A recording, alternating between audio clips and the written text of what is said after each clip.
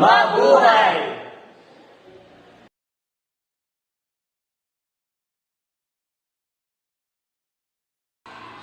Good morning, Mom. This is Nave Hotel. How may I assist you? Good morning.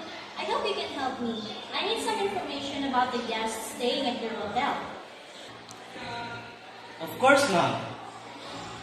May I ask who is calling, please? I'm a friend of the guest, and I need to know his room number and how long he will be staying. I'm sorry, Ma'am, but for privacy and security reasons, we cannot disclose information about our guests without their permission. May I have the guest name and your contact information so I can pass your message to them? I understand your policy, but it's really important. His name is Hans Kabisan. Can you please just tell me if he's there? I understand, Ma'am. Unfortunately, I cannot confirm or deny the presence of any guest in the hotel. However, I can take a message to ensure Mr. Kabisan received it promptly. Can't you make an exception just this once? It's very urgent. I'm truly sorry, Ma'am, but our policy is in the place to protect our guests' privacy and security. If you provide your name and contact information, I will ensure Mr. Kabisan receive your message as soon as possible. Alright, please tell him that Anna called him and he can reach me at 551234. Thank you, Ma'am. I will pass your message to Mr. Kabisan immediately. Is there anything else I can assist with you? No, that's all. Thank you for your help. You're welcome, Ma'am. Have a great morning.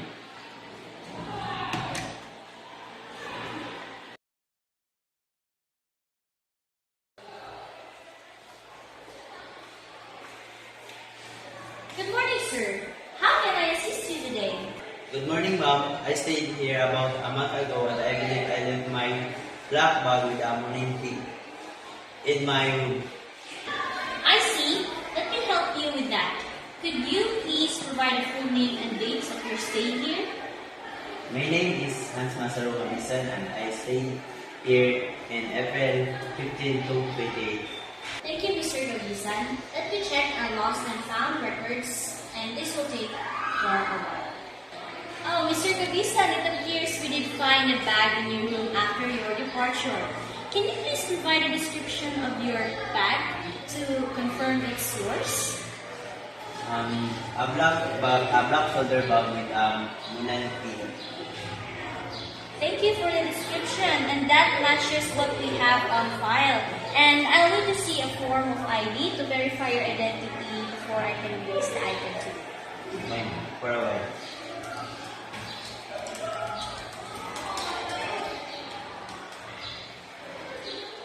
Just wait for a moment.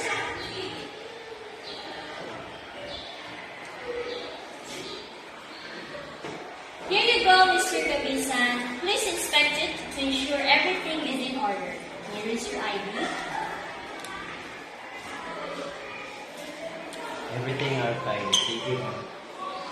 You're welcome, Mr. Kabisan. We're glad you could reunite you with your bag. And is there anything else I can assist you with today? Nasuka lang. Thank you.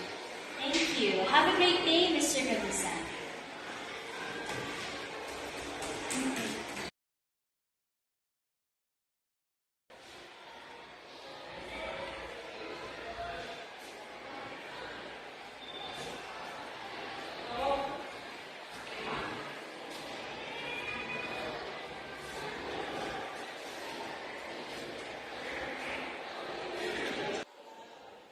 There's a lady in the lobby who seems a bit out of place.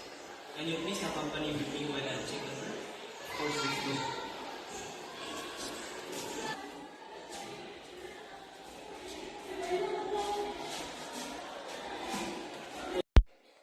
Oh no, I'm just waiting for someone. I see. May I know who you are waiting for? Perhaps we can help you to find them. I'm not sure if it's check-in yet. No problem. Can I take your name and the name of your person you're waiting for? Now, that way, we can notify you as soon as they arrive. Hans Codisan. I'm Giselle. Thank you, Miss Giselle.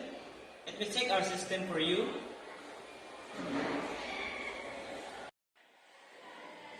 Please keep an eye on her while I check. Of course. I'm sorry, ma'am, but I don't see anyone by the name currently checked in. Would you like to leave a message for him? No, that's fine. I'll just wait for you to arrive.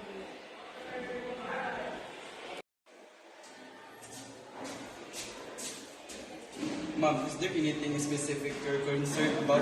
We just want to ensure the safety and comfort of your guests. I was looking to surprise him, but it looked like he's not here. I'll just go. If you like, we can take your contact information and inform you when Mr. Kabisan check-ins. And we want to make sure you're comfortable and safe while you're here. Okay, number 8551134.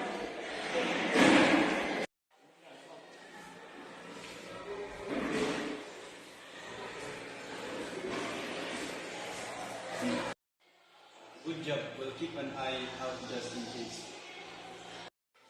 Thanks. Better to be safe and ensure everyone feels safe.